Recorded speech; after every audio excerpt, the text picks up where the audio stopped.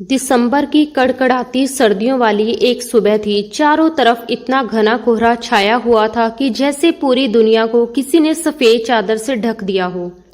गुलबर्ग में खड़ी वह पुरानी और आलीशान हवेली थी। धुंध में आधी छिपी हुई सी लग रही थी। ठंडी हवाएं इतनी तेज और चुभने वाली थी कि बाहर खड़े रहना मुश्किल हो रहा था। मगर उसी हवेली के पीछे बने छोटे से रसोई घर में बैठी 21 साल की जरीन के लिए ये सर्दी किसी सजा से कम नहीं थी। बर्फ जैसे ठंडे फर्श पर बैठकर वह बर्तन धो रही थी। उसके हाथ ठंड से सुन्न हो चुके थे और सिंक में बर्तनों का ढेर लगा हुआ था। नल से गिरता बर्फ जैसा ठंडा पानी उसकी नाजुक उंगलियों को नीला कर रहा था।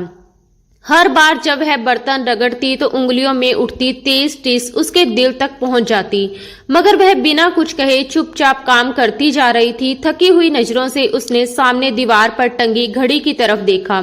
सुबह के ठीक 8 बज चुके थे और घर में सुबह से ही अफरा तफरी मची हुई थी। उसके मन में अनगिनत ख्याल एक साथ उमड़ रहे थे। कभी वह सोचती कि क्या सच में ये वही घर है जिसमें वह पैदा हुई थी, वही घर जिसे उसके पापा सलीम साहब ने बड़े प्यार और शौक से बनवाया था, वही हवेली जिसमें वह बचपन से किसी राजकुमारी की तरह पली बड़ी थी, जहां उसकी हर छोटी बड़ी ख्वाहिश पूरी की जाती थी। मगर आज उसी घर में रहते हुए भी उसे ऐसा लगता था जैसे उसके पैरों के नीचे की जमीन खिसक चुकी हो। उसकी माँ रुखसाना बेगम, जो कभी इस घर की असली मालकिन हुआ करती थी, आज उसी घर के एक सीलन भरे कमरे में लकवे से जूझते हुए बिस्तर पर पड़ी थी।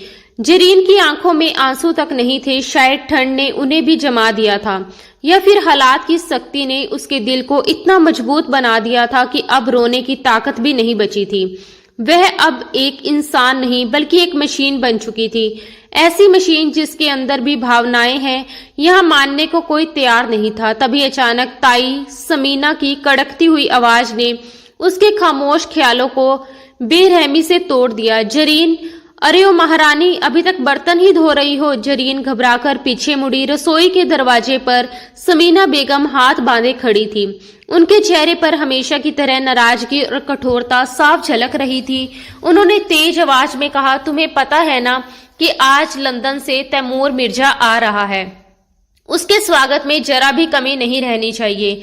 जल्दी जल्दी काम खत्म करो, फिर ड्राइंग रूम में जाकर हीटर चला दो और सुन लो, अगर मेहमान के सामने तुम अस्त व्यस्त हालत में नजर आई तो याद रखना, किसी को ये मौका मत देना कि लोग कहें इस घर में तुम्हारे साथ बहुत बुरा व्यवहार होता है, जबकि सच तो ये है कि हम तुम्हारे ऊपर एहसान कर रहे हैं। कोई और होता तो कब का तुम्हें और तुम्हारी माँ को घर से धक्के मारकर निकाल चुका होता।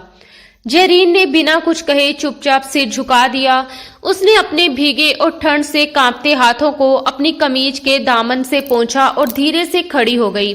ठंड की वजह से उसके शरीर के जोड़ दर्द कर रहे थे, मगर उसने शिकायत का एक शब्द भी नहीं कहा, क्योंकि इस घर में उसकी हैसियत किसी साइंस से ज्यादा नहीं रह गई थी। ऐसा साया जो मौजूद तो होता है लेकिन किसी की नजर में नहीं आता, सिवाय उस वक्त के जब काम करवाना हो। जब जरीन रसोई से बाहर निकली तो लॉन्च का दृश्य बिल्कुल बदला हुआ था। पूरे हॉल में मुलायम और महंगे कालीन बिछे हुए थे। बड़े बड़े झूमर अपनी सुनहरी रोशनी बिखेर रहे थे और हर कोने में लगे हीटरों की वजह से वातावरण गर्म और आरामदेह लग रहा था। मगर ये गर्माहट जरीन के ठंड से जमे हुए जिस्म को अजीब तरह से चुभ रही थी, जैसे इस चमकदार माहौल में उसका ठंडा और थका हुआ वजूद बिल्कुल बेगाना हो।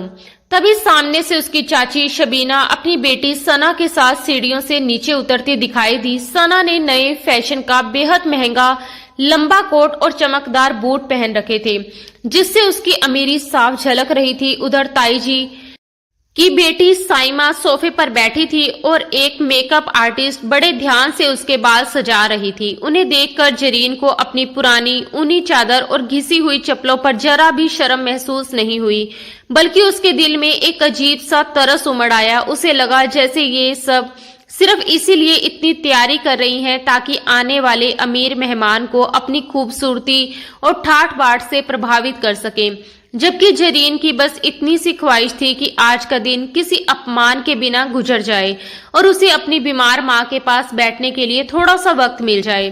तभी साइमा की नजर आईने में पड़ती जरीन की परछाई पर गई और उसने मुंह बनाते हुए कहा, जरा इसकी शक्ल तो देखो मम्मा, इसे कहो मेहमानों के सामने मत आए। तैमूर क्या सोचेंगे कि हमारे घर में ऐसी फकीरन लड़कियां घूमती हैं। उसकी बात सुनकर शबीना बेगम हल्के से हंस पड़ी और हामी भरते हुए बोली, हाँ जरीन, तुम ऐसा करना कि मेहमान के आने के बाद रसोई में ही रहना।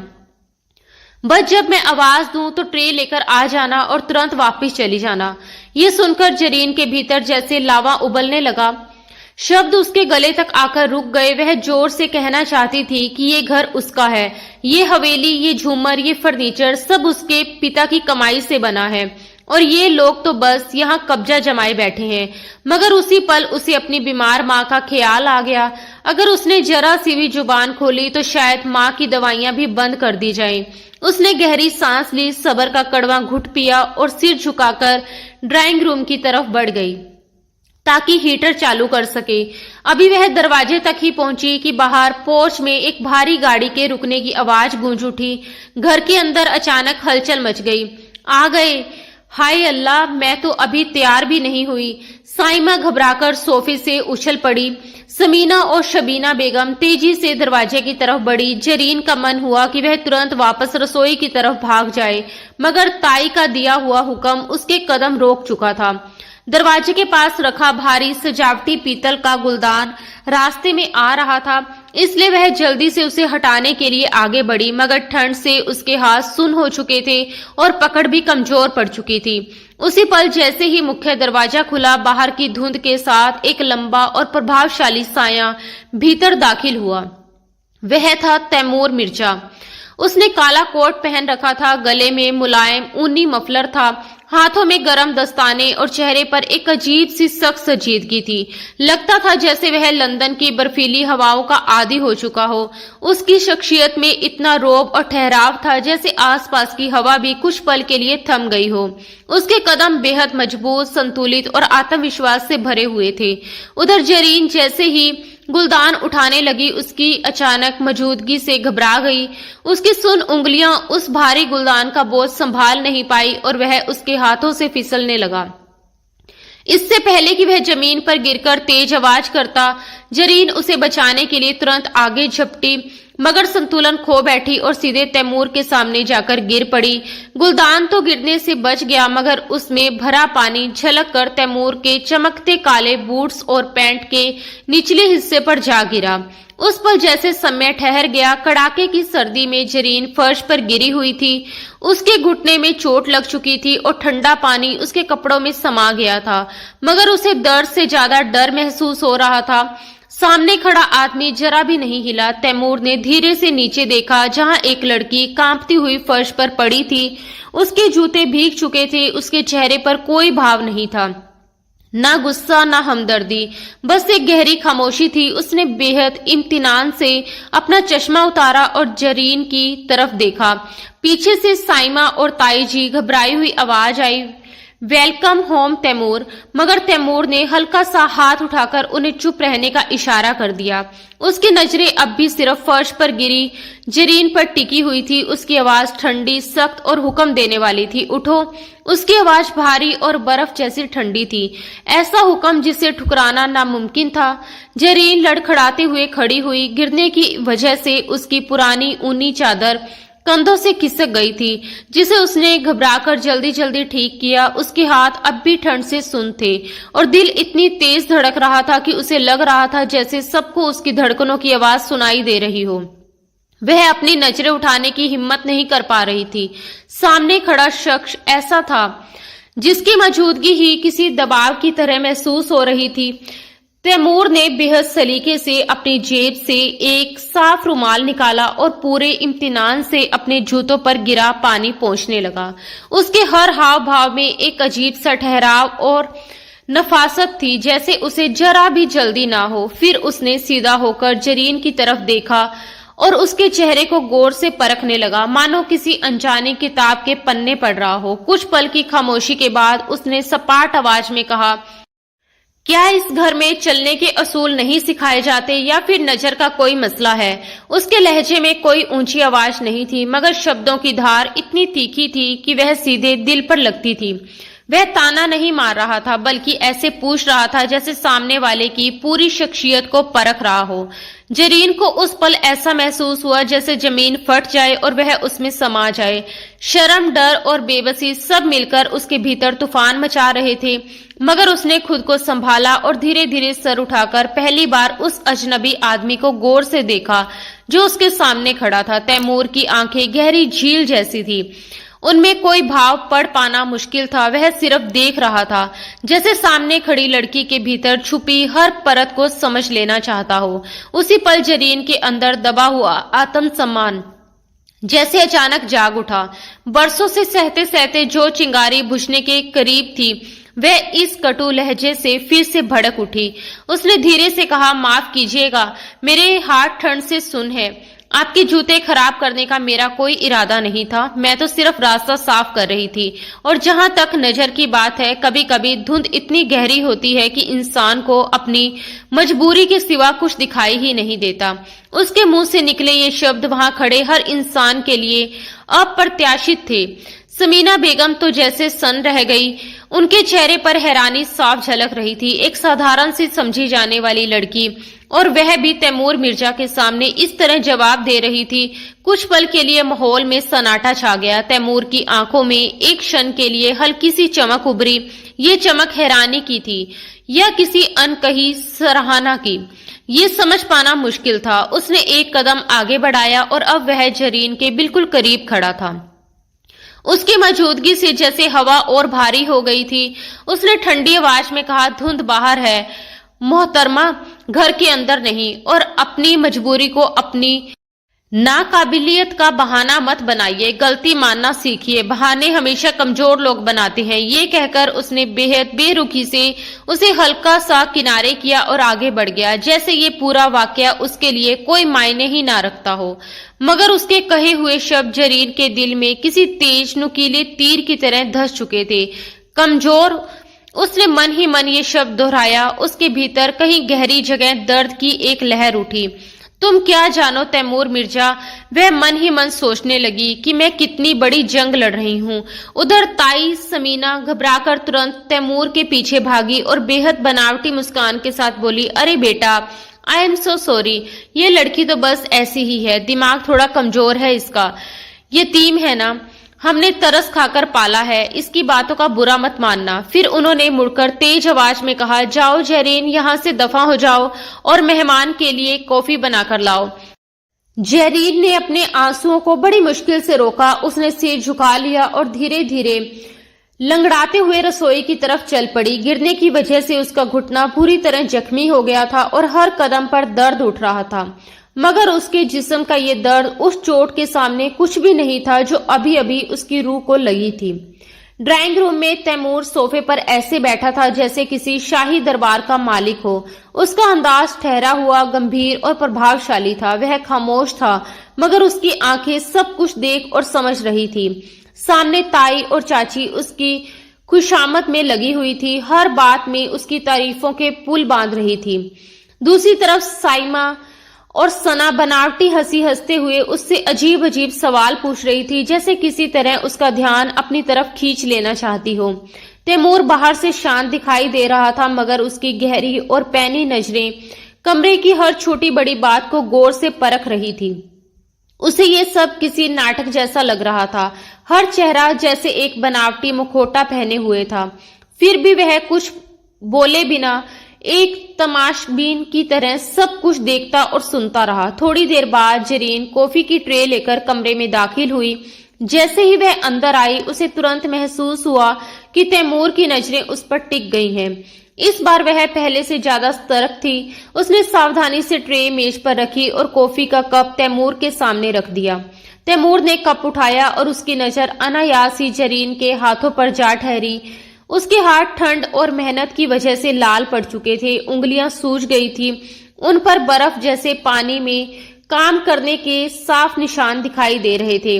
उसने कप होठों से लगाया, मगर उसकी नजरें अब भी जरीन के चेहरे से फिसलकर उसके हाथों पर ठहरी हुई थी।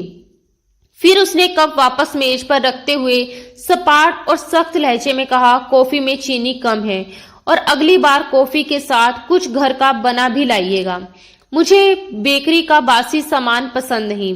उसकी बात सुनते ही समीना बेगम जल्दी से बोली, अरे बेटा, लंच में साइमा ने तुम्हारे लिए बहुत कुछ बनाया है, बस थोड़ा सा इंतजार कर लो।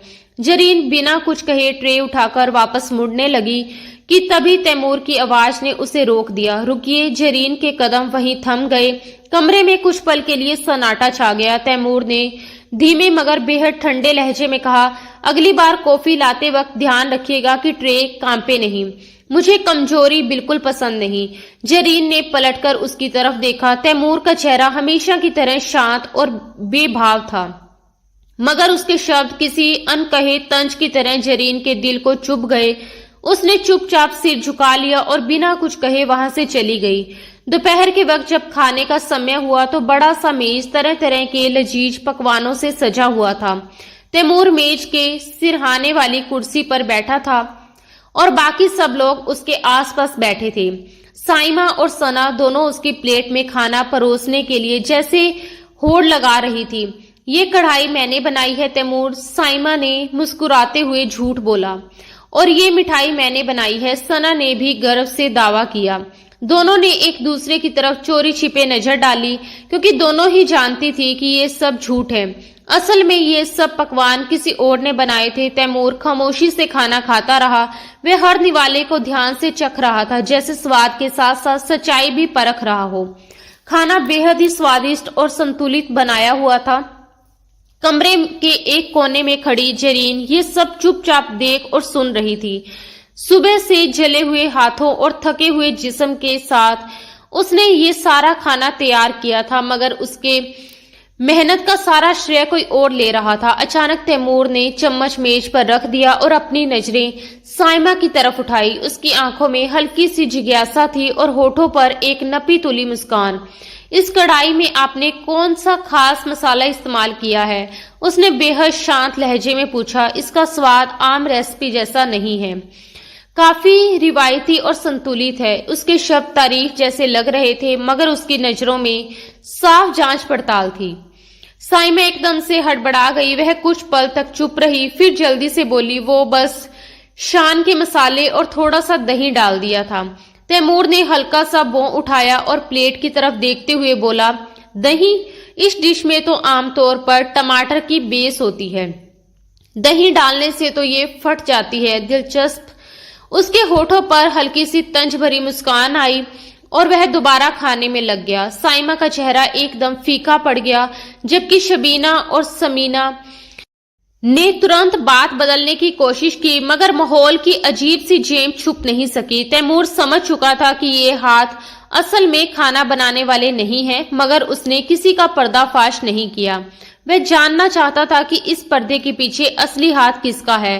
रात काफी गहरी हो चुकी थी, बाहर धुंध और भी घनी हो गई थी और पूरी हवेली पर एक अजीब सा सन्नाटा उतर आया था। तैमूर को नींद नहीं आ रही थी। वह अपने कमरे से बाहर निकला और धीरे धीरे सीढ़ियां उतरते हुए नीचे आ गया। चलते चलते वह घर के पिछले हिस्से की ओर बढ़ा। तभी उसकी नजर एक हल्की सी रोशनी पर पड़ी। वह कोई स्टोर रूम नहीं था, बल्कि पुराना सा बरामदा था, जिसे शीशे लगाकर बंद कर दिया गया था। तैमूर उत्सुकता से खिड़की के पास जाकर खड़ा हो गया। अंदर का दृश्य देखते ही उसके कदम वहीं रुक गए। हीटर की हल्की रोशनी में फर्श पर वही लड़की जरीन बैठी हुई थी। उसके कंधों पर वही पुरानी ऊनी चादर थी, मगर इस वक्त वह ना बर्तन धो रही थी, ना कोई काम कर रही थी। उसके सामने एक बड़ा कैनवस रखा था और हाथ में ब्रश था। वह पेंटिंग बना रही थी। उसके चेहरे पर दिन भर की थकान या बेबसी नहीं थी, बल्कि एक अजीब सा गहरा सुकून था, जैसे वह इस दुनिया से बिल्कुल अलग किसी और ही दुनिया में खो गई हो। कैनवस पर गहरे नीले और काले रंगों से वह एक उफनता हुआ तूफान बना रही थी। उस तूफान के बीच एक अकेली नाव थी, जो डूब नहीं रही थी, बल्कि हर लहर से लड़ती हुई आगे बढ़ रही थी। शीशे के उस पार खड़ा तैमूर सांस रोके उसे देखता रहा। ये लड़की सचमुच एक पहेली है। दिन में वही डरी सहमी सी नौकरानी जो कांपते हाथों से कॉफी परोसती है, और रात में वही लड़की एक कलाकार बन जाती है जो अपने ब्रश से तूफान रच देती है। तैमूर की नजरें उसके चेहरे पर टिक गई। उसकी आंखों में गहरी वीरानी थी, मगर उसके हुनर में एक ऐसी आग थी जो बता रही थी कि उसके भीतर कितना कुछ दबा हुआ है। तैमूर ने महसूस किया कि इस लड़की के अंदर बहुत कुछ ऐसा है जिसे इस हवेली की दीवारों के पीछे दबाकर रखा गया है। वह कुछ देर तक वहीं खड़ा रहा, बिल्कुल खामोश, तमाशबीन की तरह, और फिर धीरे से वापस मुड़ गया। उसके दिल में एक फैसला जन्म ले चुका था। वह इस लड़की की असली कहानी जरूर जानेगा। वह यहाँ एक कारोबारी समझौते और तयशुदा शादी के इरादे से आया था, मगर उसे अंदाजा भी नहीं था कि उसका सामना एक बागी दिल से होने वाला है। एक ऐसा बागी जो इस वक्त अपनी ही सल्तनत में कैदी बनकर जी रहा था। दिसंबर की जमा देने वाली रातें जितनी लंबी थी, जरीन के लिए उतनी ही सब्र आजमाने वाली भी थी। पिछले एक हफ्ते में इस घर की पूरी तस्वीर बदल चुकी थी। तैमूर मिर्जा के आने से हवेली के सारे नियम और तौर तरीके उलट पुलट हो गए थे, मगर इस बदलाव का सबसे भारी बोझ जरीन के कंधों पर आ पड़ा था। उसके लिए तैमूर कोई ख्वाबों का शहजादा या प्रिंस चार्मिंग नहीं था, बल्कि एक नई मुसीबत था। एक घमंडी, अकड़ू और अमीर लंदन वाला साहब जिसके नखरे उठाते उठाते उसकी कमर टूट जाती थी। जरीन को उससे सख्त चिढ़ होने लगी थी। जब भी वह सामने आता, उसकी आंखों में एक अजीब सा भाव होता, जैसे वह जरीन को किसी माइक्रोस्कोप के नीचे रखकर परख रहा हो। और जरीन के लिए वह बस एक और अमीर आदमी था जिसे अपनी दौलत और अपनी खूबसूरत शख्सियत पर बहुत नाज था। अपनी इज्जत और खुददारी को बचाने के लिए वह उससे जितना हो सके दूर रहना चाहती थी, मगर मुश्किल ये थी कि तैमूर को कॉफी सिर्फ जरीन के हाथ की ही पसंद थी, और ये बात ताई समीना के लिए किसी मुसीबत से कम नहीं थी। मजबूरी ये थी कि मेहमान को नाराज भी नहीं किया जा सकता था। तैमूर का रोज का एक तयशुदा रूटीन बन गया था कि सुबह जल्दी घर से निकल जाना, शहर के बड़े आर्किटेक्ट्स और बिजनेस पार्टनर्स के साथ मीटिंग्स करना, अलग अलग साइट्स का मुआयना करना, और फिर शाम ढलते ढलते वापस हवेली लौट आना। उसकी वापसी का वक्त जैसे पूरे घर के लिए किसी छोटे त्योहार से कम नहीं होता था। शाम होते ही हवेली में अजीब सी हलचल शुरू हो जाती। साइमा और सना दिन भर या तो पार्लरों में वक्त बिताती या बाजारों में शॉपिंग करती, ताकि शाम को तैमूर के सामने कोई नया अंदाज, नया लिबास और नई अदाएं पेश कर सकें। उस दिन भी शाम के करीब 7 बज रहे थे। लॉन्च में हीटर जल रहा था और हल्की गर्माहट पूरे कमरे में फैल रही थी। जेरीन एक कोने में खड़ी पर्दों की सलवटें ठीक कर रही थी। तभी मुख्य दरवाजा खुला और तैमूर अंदर दाखिल हुआ। आज उसने गहरे नीले रंग का सिलेकेदार सूट पहन रखा था और चेहरे पर दिन भर की थकान साफ दिखाई दे रही थी। जैसे ही वह अंदर आया, साइमा जो पहले से ही पूरी तैयारी के साथ बैठी हुई थी, तुरंत अपनी जगह से उछलकर खड़ी हो गई। उसने आज हल्के गुलाबी रंग के बेहद चमत्कार ड्रेस पहन रखी थी, जिस पर सितारों जैसी कढ़ाई चमक रही थी। पैरों में इतनी ऊंची हील्स थी कि ठीक से चलना भी मुश्किल लग रहा था। वह लहराती हुई आवाज में बोली, हेलो तैमूर, वेलकम बैक, और संभलते संभलते उसकी तरफ बढ़ी। तैमूर ने उसे सिर से पांव तक गौर से देखा और बड़ी मुश्किल से अपनी हंसी रोक ली। फिर बेहद गंभीर लहजे में बोला, हेलो साइमा। एक पल के लिए तो मुझे लगा कि घर में कोई फैंसी ड्रेस शो चल रहा है। फिर याद आया कि ये तो तुम्हारा रोज का स्टाइल है। वैसे एक बात बताओ, इन जूतों में तुम चल भी लेती हो या बस मूर्ति बनकर खड़ी रहती हो? उसका लहजा बिल्कुल सीधा और संजीदा था, मगर उसके शब्दों का तंज साफ महसूस हो रहा था। मगर साइमा ने इसे तारीफ समझ लिया और शर्माते हुए बोली, ओ थैंक यू तैमूर, ये इम्पोर्टेंट है। फैशन के लिए थोड़ा दर्द तो सहना ही पड़ता है। दूसरी तरफ सना खुद को बहुत समझदार साबित करने की कोशिश में लगी हुई थी। उसके हाथ में एक अंग्रेजी उपन्यास था जिसे वह उल्टा पकड़े बैठी थी। वह तैमूर की तरफ मुड़ी और बोली, तैमूर, मैं सोच रही थी कि तुम्हारे नए प्रोजेक्ट के आर्किटेक्ट पर तुमसे डिस्कस करूं। मुझे बिल्डिंग्स के स्ट्रक्चर में बहुत दिलचस्पी है। तैमूर आराम से सोफे पर बैठ गया और अपनी टाई की गांठ ढीली करने लगा। उसके होठों पर हल्की सी मुस्कान उभरी। उसने शांत स्वर में कहा, जरूर सना, मगर पहले ये बताओ कि क्या तुम इमारतों के नक्शे भी वैसे ही उल्टे देखती हो जैसे ये किताब पकड़ रखी है। सना घबराकर तुरंत किताब सीधी करने लगी, जबकि तैमूर ने खुलकर हंसने की बजाय बस हल्की सी मुस्कान अपने होठों पर रहने दी। जरीन ये सब चुपचाप देख रही थी। उसे तैमूर की हाजिर जवाबी पर हैरानी तो हुई, मगर ये सब उसे बेहद खोखला और बनावटी लगा। वह चुपचाप वहां से निकलने ही वाली थी कि अचानक तैमूर की आवाज ने जैसे उसके कदम रोक लिए। मिस जरीन, मेरी कॉफी। उसके लहजे में वही हुक्म देने वाली ठंडक थी जो जरीन को जहर जैसी लगती थी। उसने पलटकर देखा, तैमूर अब पूरी तरह गंभीर था और सीधा उसी तरफ देख रहा था। अभी लाती हूँ, उसने छोटा सा जवाब दिया और रसोई की तरफ बढ़ गई। किचन में पहुंचते ही उसने झुंझलाहट में एक बर्तन जोर से रख दिया और बड़बड़ाने लगी, खुद को समझता क्या है, बादशाह सलामत। जरा सी देर हो जाए तो माथे पर बल पड़ जाते हैं। अल्लाह करे इसकी कॉफी पीते वक्त इसमें मच्छर गिर जाए और वो मच्छर इसके पेट में जाने की बजाय सीधे इसके दिमाग में चला जाए। जब अपने ही दिमाग में भिनभिनाहट होगी तो दूसरों की कमियां निकालना भूल जाएगा। वह कुछ देर ऐसे ही बड़बड़ाती रही, मगर कॉफी बनाते वक्त उसने पूरी सावधानी बरती, क्योंकि वह ताई समीना की डांट बिल्कुल नहीं सुनना चाहती थी। कुछ ही देर बाद जब वह कॉफी की ट्रे लेकर वापस लॉन्ज में पहुंची तो वहां का नजारा बदल चुका था। ताई समीना और चाची शबीना आकर बैठ चुकी थी और दोनों पूरे उत्साह के साथ तैमूर की खुशामद करने में लगी हुई थी। जरीन ने चुपचाप कॉफी का कप तैमूर के सामने रख दिया। तैमूर ने कप उठाया, एक घुट लिया और कुछ पल के लिए आंखें बंद कर ली, जैसे स्वाद को परख रहा हो। फिर हल्की सी सांस छोड़ते हुए बोला, परफेक्ट। पूरे शहर में ऐसी कॉफी शायद ही कहीं मिलती हो। उसने कप मेज पर रखते हुए जरीन की तरफ देखा और कहा, मिस जरीन, क्या आपने कॉफी बनाने का कोई डिप्लोमा किया है या ये भी कोई खानदानी राज है? उसके सवाल में हल्की सी मुस्कान थी, मगर आवाज में वही ठहराव। जरीन ने उसकी तरफ देखा तक नहीं, वह बस वहां से जल्दी निकल जाना चाहती थी। उसने सपाट लहजे में जवाब दिया, हर काम के लिए डिग्री की जरूरत नहीं होती, कुछ चीजें मजबूरी सिखा देती हैं। इतना कहते ही ताई समीना ने उसे घूरकर देखा और झिड़कते हुए बोली, ज्यादा जबान मत चलाओ, जाओ जाकर बाकी काम देखो। जरीन मुड़कर जाने ही लगी थी कि तैमूर की आवाज फिर गूंजी, रुकिए, मैंने अभी बात खत्म नहीं की। जरीन के कदम वहीं थम गए। तैमूर कुछ पल उसे देखता रहा, फिर बोला, जरीन, आप दिन भर काम करती रहती हैं, क्या आपको कभी थकान महसूस नहीं होती? मैं देखता हूँ जब मैं सुबह घर से निकलता हूँ तब भी आप काम में लगी होती हैं और जब रात को लौटता हूँ तब भी। क्या आपको आराम करने का कोई वक्त नहीं मिलता?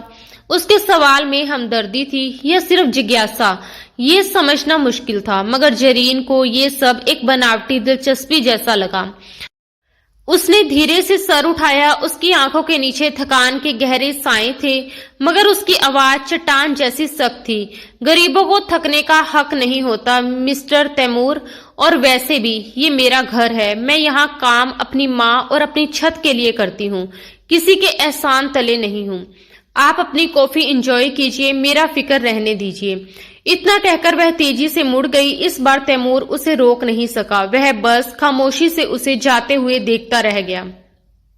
उस लड़की की खुददारी उसके दिल को अजीब तरह से छू रही थी। जितनी बार वह उसे किसी छोटे या दबे हुए माहौल में देखता, वह उतनी ही मजबूती से सामने खड़ी नजर आती। इसके उल्ट साइमा और सना की बनावटी अदाएं और बेवकूफी भरी हरकतें उसे और ज्यादा चिढ़ा रही थी। रात के खाने पर माहौल को खुशगवार बनाने की पूरी कोशिश की गई थी। डाइनिंग टेबल पर मुर्ग मुसल्लम, बिरयानी और तरह तरह के सलाद सजे हुए थे। ताई समीना और चाची शबीना के बीच जैसे एक खामोश मुकाबला चल रहा था कि कौन तैमूर की प्लेट में ज्यादा परोसे। समीना बेगम बोली, तैमूर बेटा, ये चिकन पीस लो, साइमा ने खास तुम्हारे लिए मंगवाया है। शबीना भी तुरंत बोल उठी, नहीं बेटा, ये कबाब खाओ, सना कह रही थी कि तुम्हें स्पाइसी पसंद है। तैमूर ने हल्की मुस्कान के साथ दोनों के हाथ रोक दिए और बोला, आंटी, खाना बहुत लजीज है, मगर आज मैं आप सबसे एक बहुत अहम बात करना चाहता हूँ। उसके इतना कहते ही मेज पर अचानक सन्नाटा छा गया। प्लेटों और चमचों की खनकती आवाजें थम गई। जेरीन एक तरफ खड़ी पानी का जग भर रही थी। इस बातचीत में उसकी कोई दिलचस्पी नहीं थी। वह बस मन ही मन दुआ कर रही थी कि खाना जल्दी खत्म हो जाए ताकि वह अपनी माँ के पास जा सके। तैमूर ने नैपकिन से अपना मुंह साफ किया और सबकी तरफ नजर दौड़ाते हुए बोला, दरअसल मैंने फैसला किया है कि अब मुझे सेटल हो जाना चाहिए। रोज रोज की तन्हाई से मैं थक चुका हूँ। ताई समीना और चाची शबीना की आंखों में उम्मीद की चमक जगमगा उठी। साइमा ने शर्माते हुए अपना दुपट्टा ठीक किया जो अभी तक कहीं नजर ही नहीं आ रहा था, और सना ने बनावटी गंभीरता से गला साफ किया। ताई समीना ने उत्सुकता से पूछा, तो तुमने क्या सोचा बेटा? तैमूर ने बेहद इम्तिनान से कहा कि मैंने मम्मा को कॉल कर दिया है, वो अगले हफ्ते लंदन से आ रही है। मम्मा आ रही है? सब एक साथ बोल उठे। तैमूर ने सिर हिलाया, जी, और वो खाली हाथ नहीं आएंगी, वो अपने साथ हमारी खानदानी अंगूठी भी ला रही हैं। मैंने उन्हें बता दिया है कि मुझे कैसी लड़की पसंद है। वो आएंगी, खुद उस लड़की को देखेंगी और फिर मंगनी की रस्म अदा करेंगी। उसके होठों पर हल्की सी रहस्यमयी मुस्कान थी। कमरे में जैसे अचानक हलचल मच गई।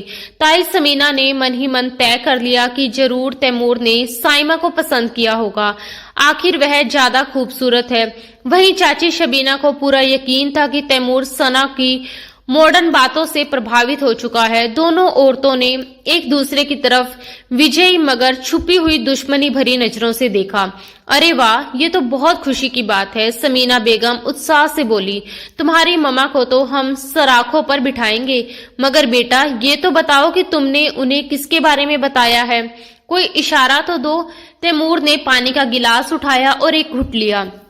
उसी पल उसकी नजर अनायासी जेरीन की तरफ उठी, जो बिल्कुल बेपरवाह से दीवार की तरफ देख रही थी, जैसे इस पूरी बातचीत में उसका कोई लेना देना ही ना हो। इस खबर से उसे जरा भी फर्क नहीं पड़ता था। तैमूर हल्की सी मुस्कान के साथ बोला, मैंने मम्मा से कहा है कि मुझे ऐसी लड़की चाहिए जो सिर्फ घर सजाना ही ना जानती हो, बल्कि घर संभालना भी जानती हो, जो हीरे जवाहरात की नुमाइश ना करे, बल्कि जिसका किरदार ही खुद हीरे की तरह चमके। और मुझे पूरा यकीन है कि मेरी पसंद पर मम्मा भी अपनी मोहर लगा देंगी। आप लोग बस तैयारी रखिए। उसकी इस बात ने ताई और चाची दोनों को उलझन में डाल दिया।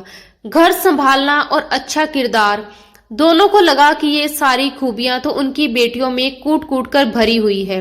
साइना ने मन ही मन फैसला कर लिया कि अब उसे किचन में जाकर फोटो खिंचवाने होंगे ताकि तैमूर को लगे कि वह कितनी घरेलू लड़की है। वहीं सना ने तय कर लिया कि वह तैमूर के सामने बेहद धार्मिक बनने का नाटक करेगी। जेरीन ने दिल ही दिल में एक ठंडी सांस ली। शुक्र है, अगर इसकी शादी हो गई तो शायद ये इस घर से चला जाएगा या अपनी बीवी को लेकर अलग हो जाएगा, बस मेरी जान छूटे। उसने मन ही मन सोचा। उसे तैमूर की बातों में अपने लिए कोई इशारा नजर नहीं आया, क्योंकि उसके हिसाब से तैमूर जैसा अमीर और घमंडी इंसान कभी भी एक नौकरानी को पसंद करने की गलती नहीं कर सकता था। खाने के बाद जब जेरीन रसोई में बर्तन समेट रही थी, तैमूर पानी पीने के बहाने किचन में आ गया, मगर जेरीन ने उसे पूरी तरह नजरअंदाज करते हुए अपना काम जारी रखा। तभी तैमूर ने अचानक कहा, तैयार रहना जेरीन। जेरीन चौंक कर उसकी तरफ मुड़ी। किस लिए? बर्तन तो मैं धो रही हूँ, और क्या तैयारी करनी है? तैमूर हल्के से हंसा और बोला, मेहमानों की आमद की, घर में रौनक लगने वाली है। और हाँ, मेरी कॉफी में चीनी थोड़ी कम रखा करो, जिंदगी में पहले ही बहुत मिठास आने वाली है। इतना कहकर वह एक पहेली जैसा जुमला उछालते हुए वहां से चला गया और जेरीन वहीं खड़ी रह गई। उसके माथे पर बल पड़ गए। पागल आदमी, उसने बड़बड़ाते हुए सिर झटक दिया। पता नहीं किस बेचारी की किस्मत फूटने वाली है जो इस मगरूर इंसान के साथ बंधेगी। उसे क्या पता था कि तैमूर की जिंदगी की असली मिठास उसी के हाथों की बनी कॉफी से जुड़ी हुई है। उधर लॉन्च में ताई और चाची ने अपनी अपनी बेटियों को ट्रेनिंग शुरू कर दी थी। साइमा, कल से तुम सुबह जल्दी उठोगी और तैमूर के सामने नमाज पढ़ोगी, ताई ने हुक्म दिया। और सना, तुम कल से जींस नहीं पहनोगी, सलवार कमीज निकालो, चाची ने सख्त हिदायत दी। हवेली अब किसी जंग के मैदान जैसी लगने लगी थी। उधर तैमूर अपने कमरे में खिड़की के पास खड़ा था। उसके हाथ में कॉफी का कप था और वह नीचे आंगन में फैली धुंध और टिमटिमाती रोशनियों को देख रहा था। उसने धीमे से खुद से कहा, बहुत जल्द मिस जरीन, आपको पता चल जाएगा कि तैमूर मिर्जा क्या चीज है। आप जिस पिंजरे में कैद हैं उसकी चाबी मेरे पास है। उसके होठों पर हल्की सी मुस्कान आ गई। जंग का बेगुल बज चुका था और आने वाला हफ्ता फैसला करने वाला था। पूरे शहर पर दिसंबर की वह रात किसी आफत की तरह उतरी थी। आसमान जैसे फट पड़ा था और मूसलाधार बारिश कहर बनकर बरस रही थी। तेज हवाओं के झोंके हवेली की खिड़कियों से टकरा रहे थे, जैसे अंदर घुसने की जिद कर रहे हो। मगर हवेली के पिछवाड़े बने जर्जर कमरे में इससे भी बड़ा तूफान उठा हुआ था। जरीन की मां रुखसाना बेगम, जो कई सालों से फालिज की मार झेलते हुए खामोशी में पड़ी थी, अचानक बुरी तरह तड़पने लगी थी। उनकी सांसें उखड़ रही थी, चेहरा नीला पड़ चुका था और वे हवा के लिए मछली की तरह झटपटा रही थी। जरीन की हालत पागलों जैसी हो गई थी। उसने माँ का सर अपनी गोद में थाम रखा था। उसके आंसू लगातार गिर रहे थे। अम्मी, हिम्मत रखो अम्मी, मैं भी डॉक्टर को लेकर आती हूँ, आपको कुछ नहीं होगा। उसकी कांपती आवाज कमरे में गूंज रही थी। उसने माँ को तकिए का सहारा दिया, जल्दी से दुपट्टा सर पर लिया और भागती हुई बाहर निकल पड़ी। आंगन में पानी भर चुका था और बारिश की बूंदें किसी तेज सुई की तरह चुभ रही थी।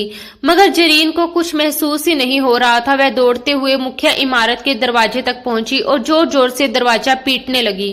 अंदर गहरा सन्नाटा था। सब लोग गहरी नींद में सो रहे थे। ताई जान, खुदा वास्ते दरवाजा खोलिए। चाची जान, मेरी माँ मर रही है, मुझे गाड़ी की चाबी दे दीजिए या एम्बुलेंस को फोन करने दीजिए। उसकी चीखें बारिश के शोर में दबती जा रही थी। वह लगातार अपनी मुट्ठियों से भारी लकड़ी का दरवाजा पीटती रही। काफी देर बाद जब उसकी उम्मीदें टूटने लगी थी, तब जाकर दरवाजा थोड़ा सा खुला। सामने ताई समीना का नींद से भरा और चिड़ा हुआ चेहरा नजर आया। उन्होंने झुंझलाकर कहा, ये क्या मुसीबत है जरीन? आधी रात को क्यों तमाशा मचा रखा है? जिन भूतों की तरह क्यों चिल्ला रही हो? और फिर सख्ती से उसे डांट दिया।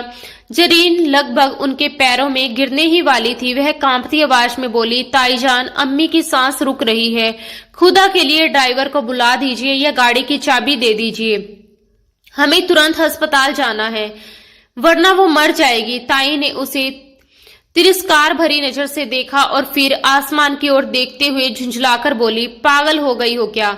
इतनी भयानक बारिश में ड्राइवर कहाँ जाएगा? और गाड़ी अभी अभी सर्विस से आई है, मैं उसे कीचड़ में खराब नहीं करवाऊंगी। ये तुम्हारी माँ का रोज का ड्रामा है। जाओ, जाकर उन्हें गर्म पानी पिला दो, सुबह देखा जाएगा।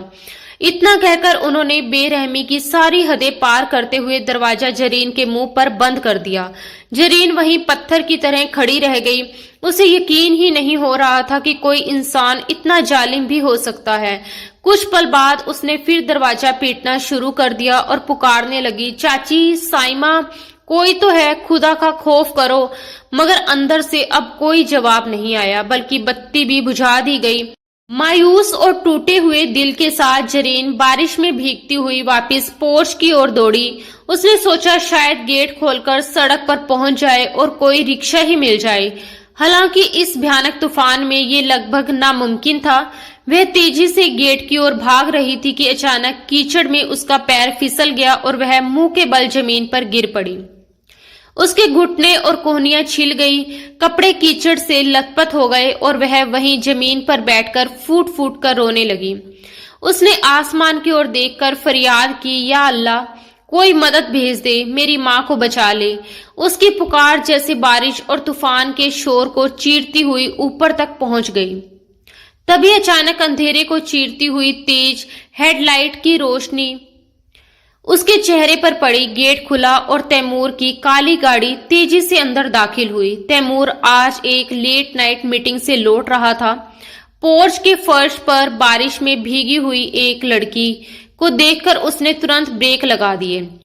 वह गाड़ी से उतरा नहीं, बल्कि लगभग छलांग लगाकर बाहर आया। कुछ ही पलों में बारिश ने उसका महंगा सूट पूरी तरह भिगो दिया।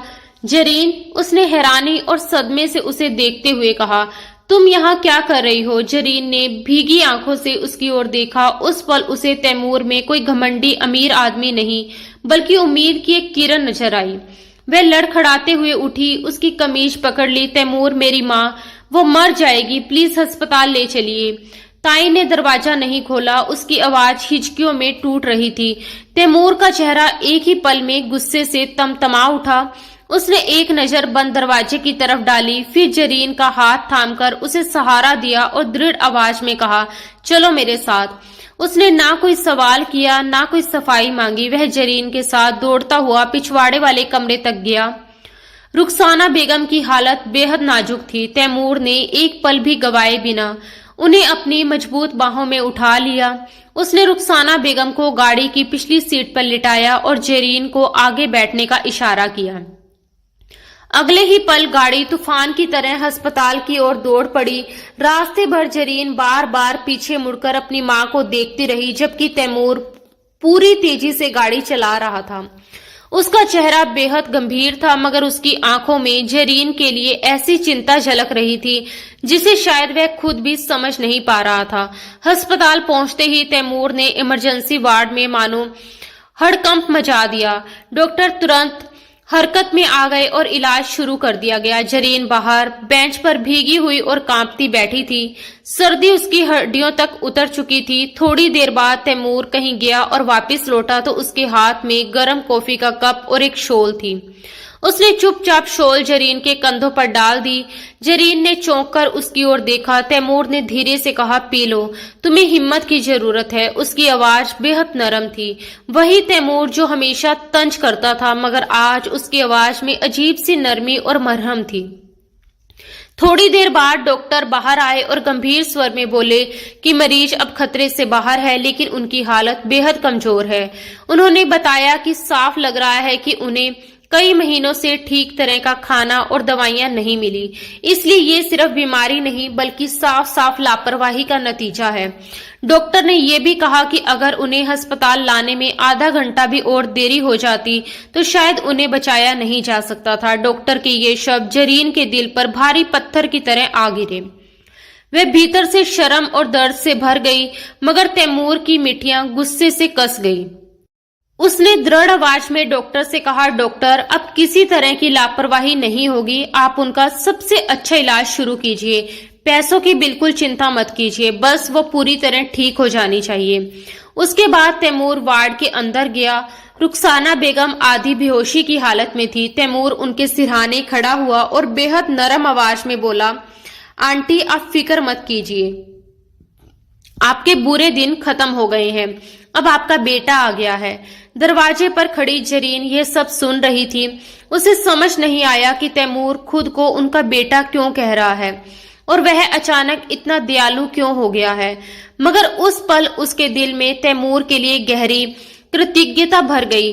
उसने सोचा कि शायद ये आदमी बाहर से जितना सख्त और घमंडी दिखता है, अंदर से उतना ही इंसानियत से भरा हुआ है। अगली सुबह सूरज निकलते ही हवेली में एक नया हंगामा खड़ा हो गया। रात की घटना की खबर ताई और चाची तक पहुंच चुकी थी, लेकिन शर्मिंदा होने की बजाय वे इस बात पर नाराज थी कि तैमूर जरीन और उसकी मां को अस्पताल ले गया था। हालांकि उन्हें अपनी सफाई देने का ज्यादा मौका नहीं मिला, क्योंकि आज घर में एक बहुत बड़ा दिन था। तैमूर की मां बेगम मुमताज मिर्जा लंदन से आ रही थी। पूरे घर को दुल्हन की तरह सजाया गया था। ताई और चाची ने अपनी बेटियों को ऐसे तैयार किया था जैसे वे किसी हुस्न के मुकाबले में जा रही हों। साइमा ने लाल रंग का खूबसूरत शरारा पहना हुआ था, जबकि सना ने हल्के नीले रंग का फैंसी गाउन पहन रखा था। दोनों के चेहरे पर बनावटी मुस्कानें सजी हुई थी। तैमूर, जो पूरी रात जागने के बाद अस्पताल से होकर आया था, नहा धोकर लॉन्च में मौजूद था। आज वह पारंपरिक सफेद सलवार कमीज और काले वेस्ट कोट में था। उसकी शख्सियत मानो सब पर भारी पड़ रही थी। उधर जरीन भी अस्पताल से वापस आ चुकी थी, क्योंकि उसकी मां की हालत अब पहले से काफी बेहतर हो गई थी।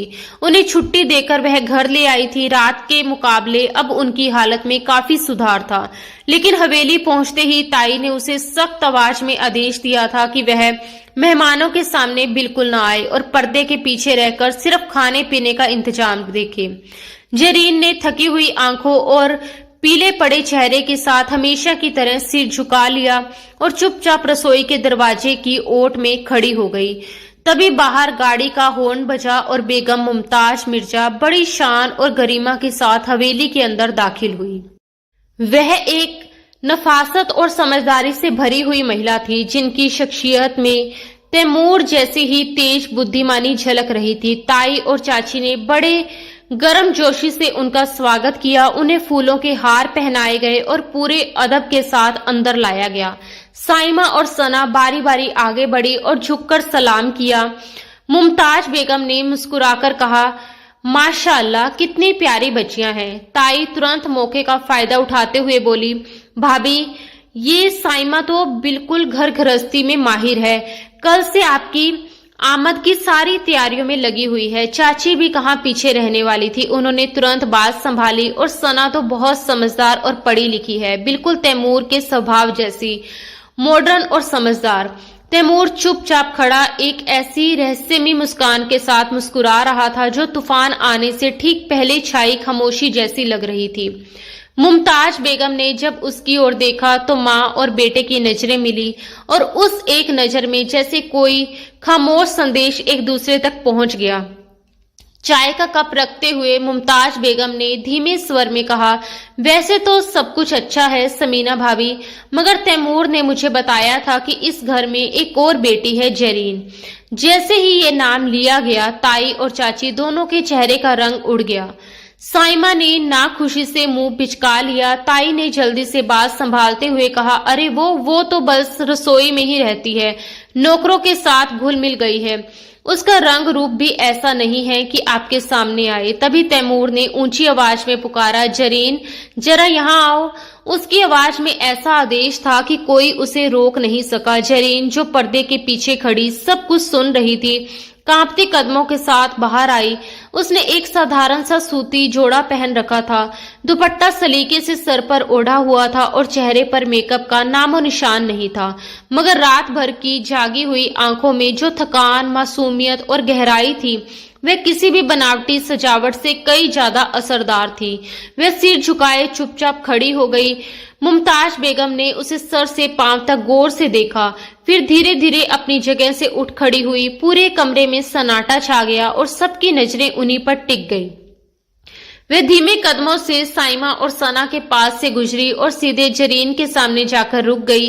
जरीन ने घबराकर धीरे से सर उठाया। मुमताज बेगम ने बड़े स्नेह से उसके सर पर हाथ रखा और नरम आवाज में बोली, हीरे को चाहे जितनी भी मिट्टी में दबा दो, उसकी चमक छिप नहीं सकती। फिर उन्होंने अपने पर्स से एक पुरानी मखमली डिबिया निकाली। ये देखकर ताई और चाची की सांसें जैसे थम गई। मुमताज बेगम ने डिबिया खोली तो उसमें एक बेहद कीमती पारिवारिक पन्ना और हीरे की अंगूठी चमक रही थी। उन्होंने जरीन का दायां हाथ अपने हाथ में लिया। जरीन के हाथ खुरदरे और ठंडे थे।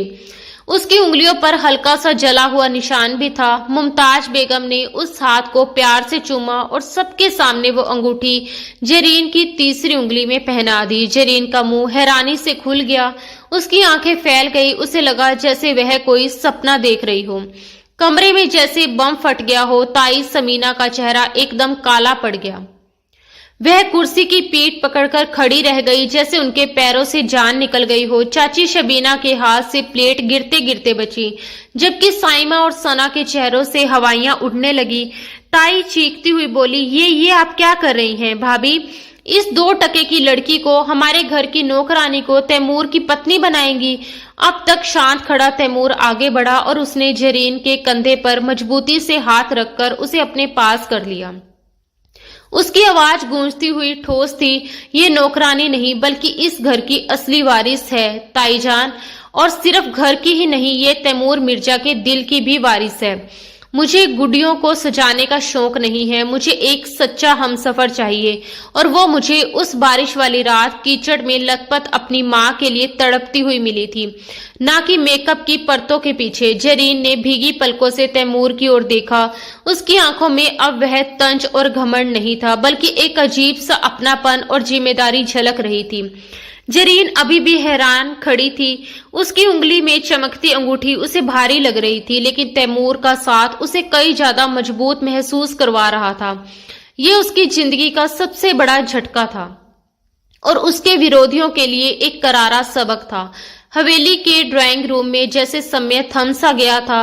मुमताज बेगम के हाथों से पहनाई गई वह हीरे की अंगूठी जरीन की खुरदरी उंगलियों में सितारों की तरह चमक रही थी, मगर उसकी चमक ने ताई समीना और चाची शबीना की आंखों को चकाचौंध कर दिया था। उनके दिलों में जलन की आग भड़का दी।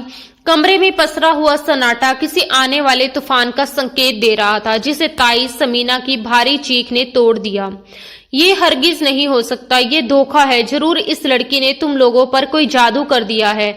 एक नौकरानी आपके घर की बहू बनेगी, और मेरी साइमा का क्या? हमने बरसों से इस रिश्ते का इंतजार किया है। गुस्से और अपमान से ताई का चेहरा उदास हो चुका था और वह पूरी तरह आपे से बाहर हो चुकी थी। तैमूर, जो अब तक जरीन के कंधे से कंधा मिलाकर एक मजबूत दीवार की तरह खड़ा था, एक कदम आगे बढ़ा। उसके चेहरे पर फैली ठंडी मुस्कान गुस्से से कई ज्यादा डरावनी लग रही थी। उसने धीमी मगर गूंजती आवाज में कहा, बस बहुत हो गया ताईजान। रिश्तों का इंतजार नहीं किया जाता, रिश्तों का सम्मान किया जाता है, और वह आपने कभी नहीं किया। हॉल में एक अजीब सी खामोशी छा गई। तैमूर ने सबकी ओर देखते हुए आगे कहा, आप लोग जिस लड़की को नौकरानी कह रही हैं, वह आज से मिस्टर तैमूर मिर्जा की पत्नी है, और मेरी पत्नी की बेइज्जती मेरी अपनी बेइज्जती है।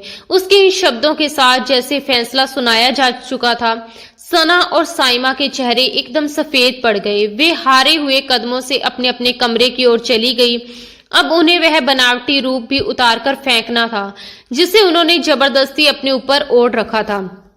उसी दिन और उसी समय पास की मस्जिद से मौलवी साहब को बुला लिया गया।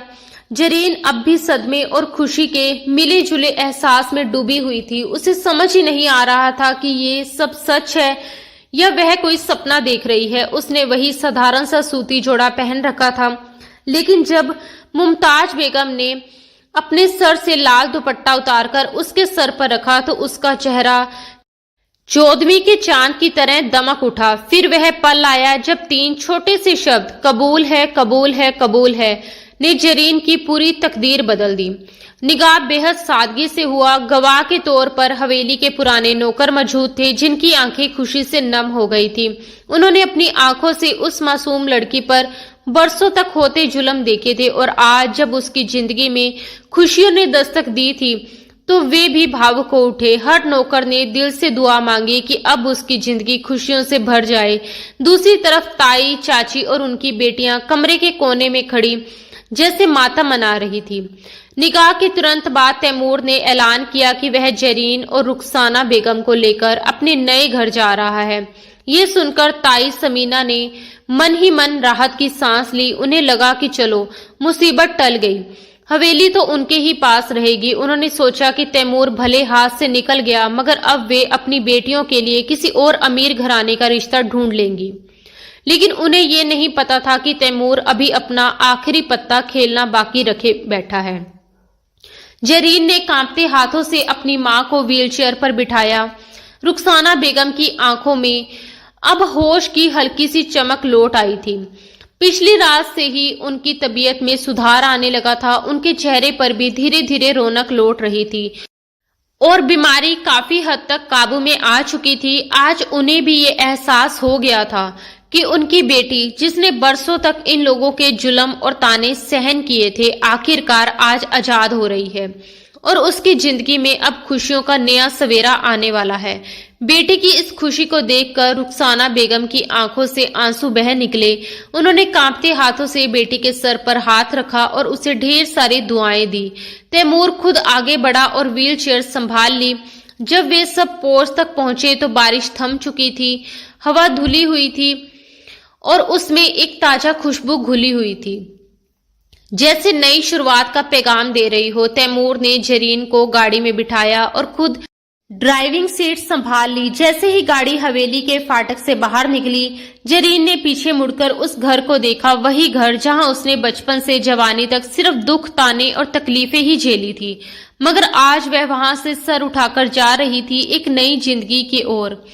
करीब आधे घंटे की ड्राइव के बाद गाड़ी डिफेंस के एक बेहद शांत और खूबसूरत इलाके में बने एक आधुनिक शैली के बंगले के सामने आकर रुकी।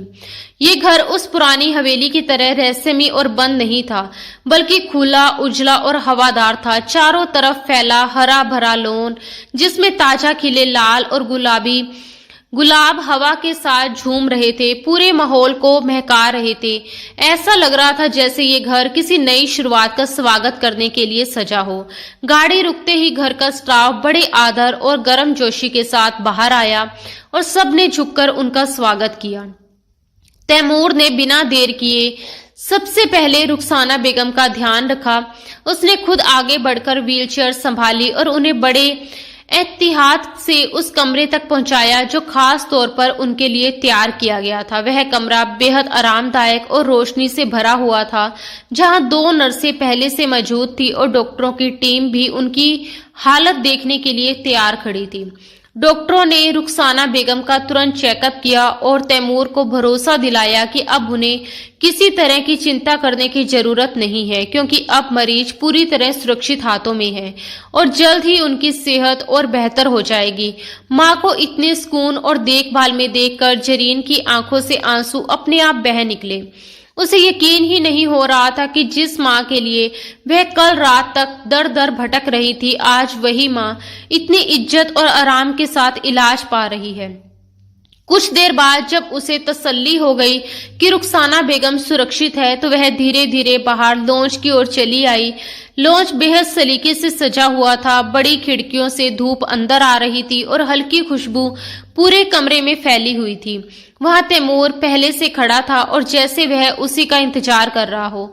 जैसे ही जरीन अंदर आई, तैमूर ने उसकी तरफ देखा और हल्की मुस्कान के साथ बोला, खुशामदीद मिसेज मिर्जा। ये शब्द सुनते ही जरीन के कदम जैसे ठिठक गए। वह अभी भी इस नए रिश्ते और नई जिंदगी को समझने की कोशिश कर रही थी। वह हल्की झिझक के साथ आगे बढ़ी और धीरे से सोफे पर बैठ गई। कुछ पल चुप रहने के बाद उसने धीमी आवाज में कहा, तैमूर जी, मुझे सच में समझ नहीं आ रहा कि मैं आपका शुक्रिया अदा कैसे करूं। आपने मेरे लिए जो कुछ किया वह कोई भी नहीं करता। आपने मुझ जैसी मामूली सी लड़की के लिए इतना सब कुछ, लेकिन वह अपनी बात पूरी भी नहीं कर पाई कि तैमूर ने तुरंत अपनी उंगलियां उसके होठों पर रख दी और मुस्कुराते हुए उसे चुप करवा दिया। उसकी आवाज बेहद नरम थी जब उसने कहा, खुद को मामूली मत कहो, तुम मामूली नहीं हो जरीन, तुम अनमोल हो। ये शब्द सुनकर जरीन की आंखें झुक गई और उसके दिल में एक अनजाना सुकून उतर आया। अभी दोनों के बीच ये खामोश और भावुक पल चल ही रहा था कि अचानक तैमूर का फोन बज उठा। फोन की आवाज ने उस सन्नाटे को तोड़ दिया। तैमूर ने फोन उठाया, स्क्रीन पर नजर डाली और फिर कॉल रिसीव कर लिया। उसने जानबूझकर स्पीकर ऑन कर दिया। दूसरी तरफ से ताई समीना की बेहद घबराई हुई और कांपती आवाज सुनाई दी, तैमूर बेटा, ये क्या हो रहा है? यहाँ पुलिस और वकील क्यों आए हुए हैं? ये क्या कह रहे हैं कि हमें घर खाली करना होगा?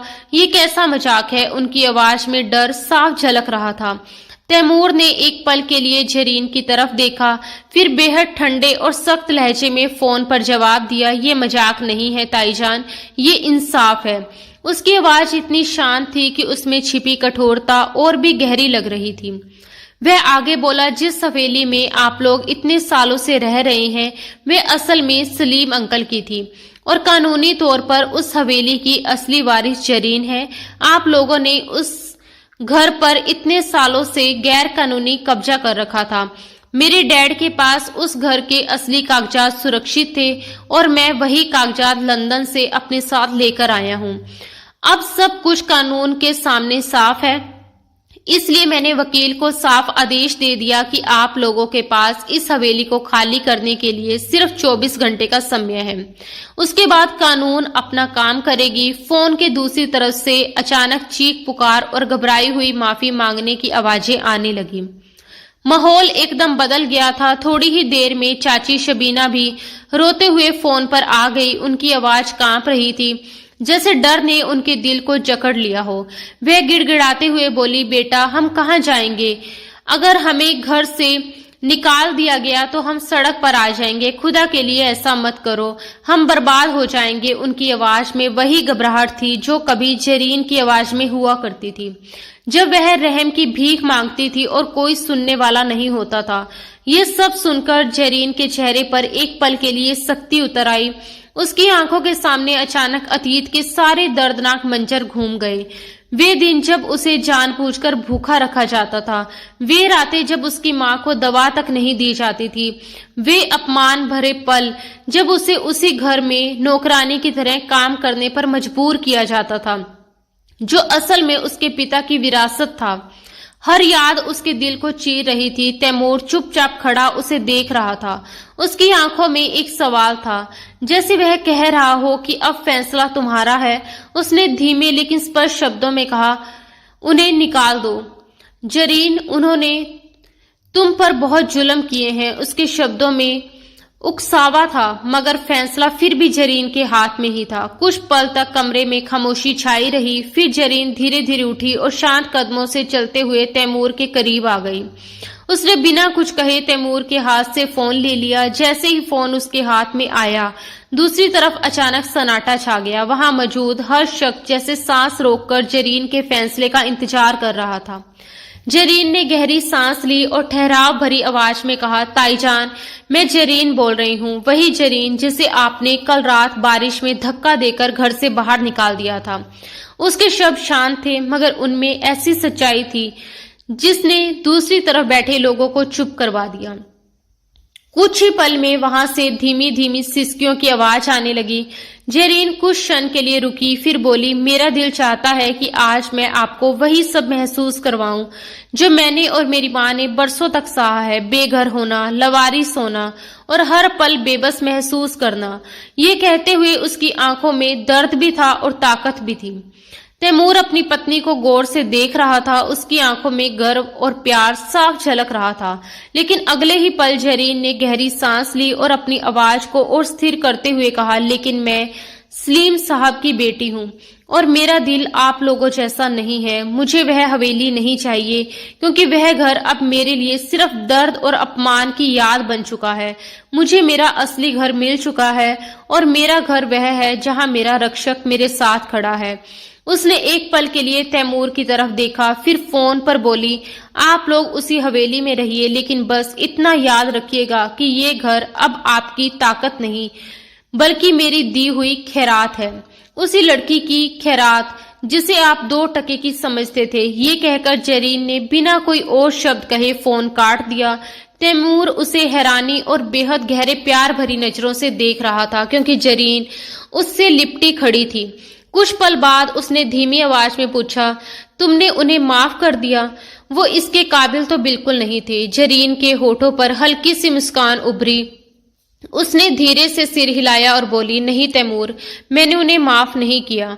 मैंने तो बस उन्हें अपने एहसान के नीचे दबा दिया है। अगर मैं उन्हें घर से निकाल देती तो शायद लोग उन्हें मुजरिम समझते, उनके लिए हमदर्दी पैदा हो जाती। लेकिन अब वे जिंदगी भर शर्मिंदगी के साथ जिएंगे। जब भी उस घर की दीवारों, दरवाजों और छत को देखेंगे तो उन्हें हर बार ये एहसास होगा कि ये सब उन्हें खैरात में मिला है, उसी लड़की की खैरात जिसे वे 2 टके के समझते थे।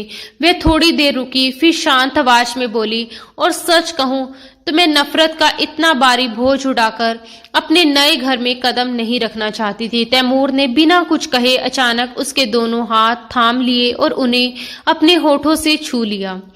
उसकी आंखों में गर्व और मोहब्बत साफ दिखाई दे रही थी। वह मुस्कुराकर बोला, मैंने कहा था ना, मुझे हीरे की पहचान है। तुम सच में मेरे दिल की वारिस हो। रात पूरी तरह भीग चुकी थी। नए घर की छत पर हल्की हल्की बूंदाबांदी हो रही थी, बिल्कुल वैसे ही बारिश जैसे उनकी पहली मुलाकात के वक्त हुई थी। मगर उस रात की बारिश में दर्द था और आज की बारिश में सुकून। तैमूर और जरीन छत की रेलिंग के पास खड़े थे। जेरीन ने एक खूबसूरत शॉल ओढ़ रखी थी और तैमूर ने उसे अपने बाजुओं के घेरे में ले रखा था। सामने पूरा शहर रोशनी से नहाया हुआ चमक रहा था। तैमूर ने झुककर धीरे से फुसफुसाया, जेरीन। जेरीन ने पलके उठाकर उसकी तरफ देखा। जी।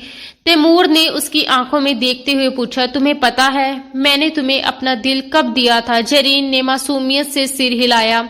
तैमूर हल्का सा मुस्कुराया और बोला, उस पहली रात जब तुम मेरे महंगे जूतों पर गिर पड़ी थी। जेरीन ने तुरंत शरारत से भौहें चढ़ाई और सच, तैमूर हंस पड़ा। नहीं, उस वक्त तो मुझे तुम पर बहुत गुस्सा आया था। असल में मुझे तुमसे प्यार तब हुआ जब मैंने तुम्हें उस टूटी हुई खिड़की के पास छुपकर पेंटिंग करते हुए देखा था। तुम अपने कैनवास पर तूफान बना रही थी, लेकिन तुम्हारे चेहरे पर अजीब सा सुकून था। उस पल मैंने सोचा कि जो लड़की इतने दुखों और तकलीफों के बीच रहकर भी अपनी कला को मरने नहीं देती, वह कितनी मजबूत होगी। उसी वक्त मैंने तय कर लिया था कि मुझे ऐसी ही जीवन संगिनी चाहिए जो मेरी बेरंग दुनिया में सच्चे रंग भर सके। जेरीन की आंखों में हल्की नमी चमक उठी। वह धीमी से बोली, मुझे तो लगा था कि आपको साइमा या सना जैसी मॉडर्न लड़कियां पसंद आएंगी। मैं तो बहुत साधारण हूँ। तैमूर ने तुरंत उसका चेहरा अपने हाथों में थाम लिया। उसकी आवाज में गहराई थी। सादगी ही तो सबसे बड़ा आकर्षण होती है जेरीन। तुम उस कॉफी की तरह हो जिसमें चीनी भले कम हो, मगर उसकी खुशबू और असर बहुत देर तक रहता है। बाकी लड़कियां सोडा वाटर जैसी थी, थोड़ी देर शोर मचाया और फिर सब खत्म। लेकिन तुम सुकून हो। और तैमूर मिर्जा को अब जिंदगी में सिर्फ सुकून चाहिए। वह थोड़ा झुककर उसके करीब आया और धीमे से बोला, और अभी इसी वक्त मुझे उस सुकून की जरूरत है जो सिर्फ तुम मुझे अपनी बाहों में समेट कर दे सकती हो। उसकी बात सुनकर जेरीन के गाल शर्म से लाल हो गए। तभी तैमूर ने अपनी जेब से एक छोटी सी चीज निकाली। वह वही पेंट ब्रश था जिसे जेरीन उस रात इस्तेमाल कर रही थी। तैमूर ने मुस्कुराकर कहा, ये मैंने वहीं से चुरा लिया था। जेरीन हैरानी से बोली, क्यों? तैमूर ने शरारती अंदाज में जवाब दिया, ताकि मैं अपनी जिंदगी का कैनवस तुम्हारे हवाले कर सकूं। जेरीन, क्या तुम मेरे बेरंग दिनों को अपने रंगों में सजा दोगी? जेरीन ने मुस्कुराते हुए वह ब्रश लिया और हल्के से तैमूर के सीने पर रख दिया। फिर बोली, मैं कोई बहुत बड़ी आर्टिस्ट तो नहीं हूँ तैमूर साहब, मगर वादा करती हूँ कि आपकी जिंदगी में कभी उदासी का सलेटी रंग नहीं आने दूंगी। तैमूर ने उसे और करीब खींच लिया। इस बीच बारिश थोड़ी तेज हो गई थी, मगर दोनों को उसकी बिल्कुल परवाह नहीं थी। तैमूर ने उसके कान के पास झुककर फुसफुसाया, वैसे एक बात कहूं? जी, जेरीन ने धीरे से पूछा। तैमूर मुस्कुराया और बोला, अब कॉफी में चीनी मत डालना, क्योंकि तुम्हारे आने से मेरी जिंदगी में मिठास वैसे ही आ चुकी है। मुझे कॉफी अब भी कड़वी ही पसंद है। ये सुनकर जेरीन खिलखिलाकर हंस पड़ी। उसकी हंसी की खनक बारिश की आवाज के साथ घुलकर एक खूबसूरत राग बन गई थी। दूर कहीं हवेली में अब भी सन्नाटा पसरा हुआ था, लेकिन यहाँ दो दिलों के दीपक जल चुके थे, जो अब किसी भी आंधी से बुझने वाले नहीं थे। ये कहानी एक टूटी हुई लड़की की थी, जो अब एक रानी बन चुकी थी, और एक घमंडी राजकुमार की, जो आखिरकार प्यार का फकीर बन गया था। आखिर में जीत प्यार की हुई और नफरत को हमेशा के लिए हार मिली। दोस्तों, अब आप जरूर बताइए कि आज की ये कहानी आपको कैसी लगी। अपने विचार और भावनाएं कमेंट बॉक्स में जरूर साझा करें, क्योंकि आपके कमेंट हमें और बेहतर कहानियां लाने की प्रेरणा देते हैं। अगर ये कहानी आपको पसंद आई हो तो इसे लाइक करना बिल्कुल ना भूलें। आपकी एक छोटी सी लाइक हमारे लिए बेहद मायने रखती है। और अगर आपको ऐसे ही दिल को छू लेने वाली कहानियां, रोमांटिक और प्यारी प्यारी कहानियां सुनना अच्छा लगता है, तो हमारे चैनल से जुड़े रहिए। हम आपके लिए लगातार नई नई और खूबसूरत कहानियां लेकर आते रहेंगे। तो दोस्तों, अब इजाजत दीजिए। बहुत जल्दी मुलाकात होगी अगली किसी नई दिलचस्प और रोमांटिक कहानी के साथ। धन्यवाद दोस्तों। राधे राधे।